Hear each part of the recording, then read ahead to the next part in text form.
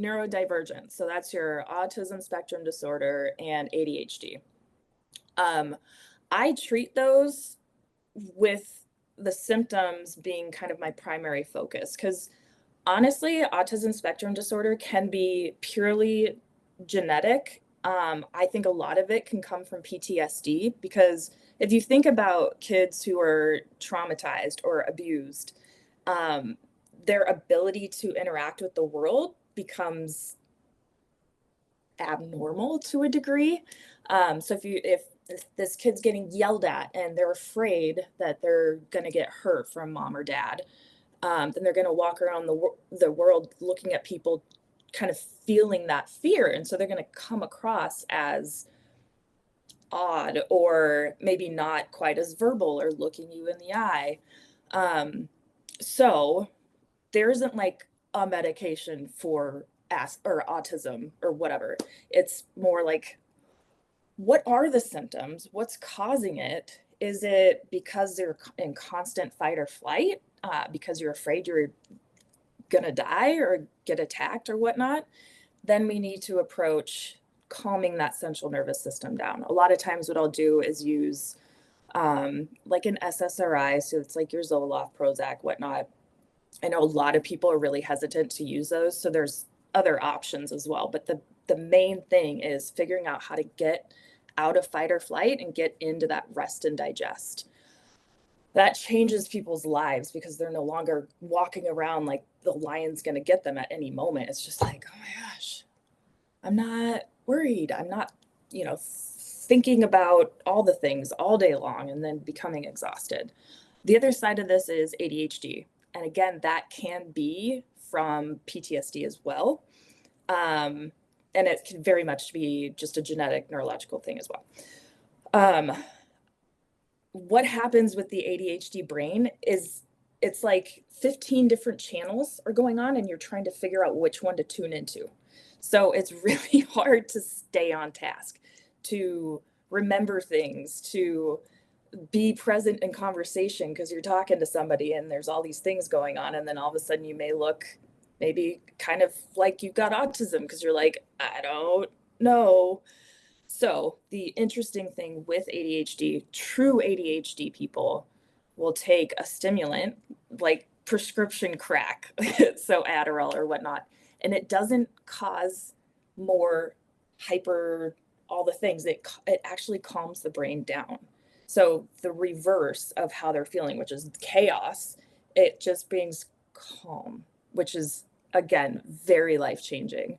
So I'm very familiar with both of those conditions, and I don't treat it like it's a condition. I'm so curious, like, where did it come from? What was your family history like? How did it feel growing up? How do you relate to people now?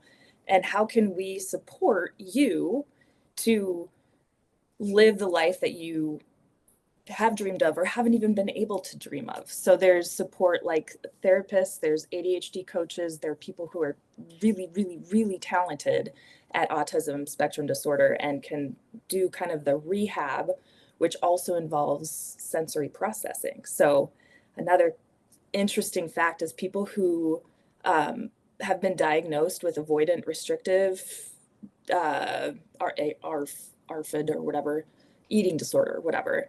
A lot of times it's because of the sensory processing, like they can't handle specific types of textures. So it's not because they're just trying to get skinny. So that's been a really interesting thing to observe over the last 4 or 5 years as well.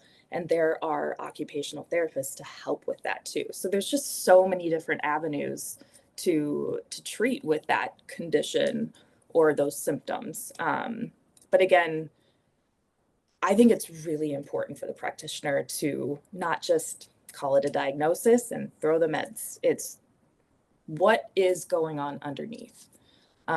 So if you have questions about that, or you think you may have symptoms of either, come on in, we can talk about it and help get you feeling good. So what are the common symptoms that most, or a large portion of people come in with? Anxiety and depression, hands down, are the top ones, which is interesting because we just start with that. Like, that's just scratching the surface. PTSD. An interesting one that I've seen over the years is those vague symptoms that they've been to every doctor for. Maybe it's fatigue or just general aches and pains, or they get sick all the time and they get one lab done by their primary care, the CBC, and that's it. And they're like, you're fine, we don't know. Or they've come from Mayo and seen like every specialist and they can't figure it out. I love seeing those patients because there's always a reason for it. Sometimes it is psychological, but sometimes it's chronic viral syndrome or an autoimmune disease, or I would say rarely some sort of toxicity or whatever. But I mean, it's wild how few people in that state, like that chronic fatigue or those just chronic vague symptoms, how long they've lived with it and had zero answers. So yeah, I'm trying to think of other ones that And you're able to help them find the answers and solutions? yeah, I mean, sometimes it takes multiple months. I've seen a couple of my most difficult patients I've seen since 2020. And oh my gosh, the story behind it. I mean, it took 3 years before this particular patient was comfortable telling me certain things that were significantly contributing because of her past trauma and everything. And so that's why I think it's so important to build that relationship with my patients, to build that trust, to really get the personal what's the word?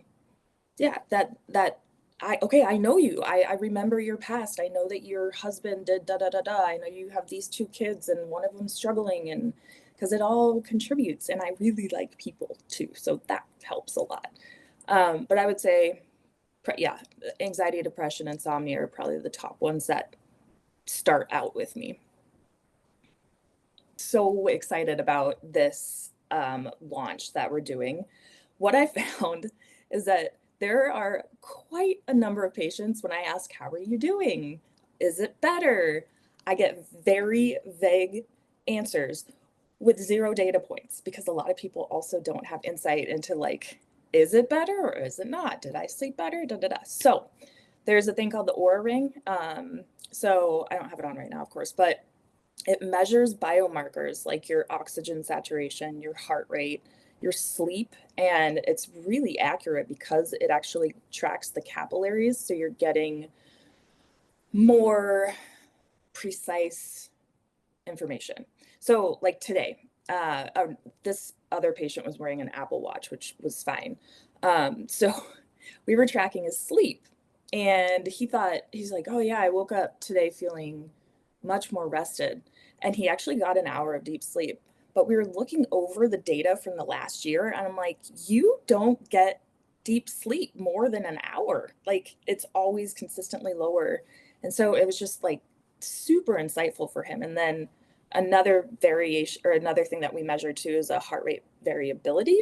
And so it's a calculation that helps us to understand your resiliency, like how stressed you've been, how much again, that resiliency you might have for the next day versus like, oh my gosh, that heart rate variability is really low. You need to take it easy. You need to, start taking care of yourself more. But when I can use that as a practitioner, I can actually have data and to compare the facts to what the patient's saying. And it's helping them get more insight into how they're feeling and what it means to feel better. The other thing we're doing is a continuous blood glucose monitor. And I remember actually talking to somebody about this that was like, no, I don't, it's ridiculous. We need to, save the sensors for people who have diabetes. Now, I think the misunderstanding is that Dexcom has come out with cash pay. You don't need a prescription for it, and there's plenty, and it's really not that expensive. They come in these little like sensors that are about, I think they're like $90 for two of them because they only last 2 weeks. And I honestly don't think people need it ongoingly. I think a month or two of using it and having those data points along with the biostats from either the watch or the ring, and like writing down symptoms or marking down when we had a med change or when we had a different intervention and seeing how that plays out in real life. And what's really fascinating about the blood glucose monitor is how much it affects mood, and that being your blood glucose. You're like, I remember coming home from the gym one day and I was like, a just soul crushing feeling. I'm like, what is going on? Like, I felt super depressed, like without a reason. And my patient a couple weeks prior had said that her blood glucose was dropping and she was noticing some depression symptoms. Well, I was wearing the blood glucose monitor at that time, so I looked at it and sure enough, my blood, it was like 50 and dropping.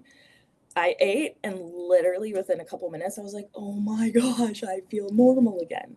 So it's just those little things that we don't realize throughout the day that we think are like maybe, I'm depressed when it's not depression, or anxious, because if you're low on sugar, blood glucose, then sometimes you get shaky and kind of nervous feeling. So those physical symptoms can mimic the psychological symptoms or vice versa. So the I'm really excited because I want to get about 20 people to join this kind of pilot study so I can start to put together programs for people who want to learn more insight into their daily behaviors and how things are affecting them, and get more precision in their treatment and actually get to the root cause and feel better ongoing. So super excited about that.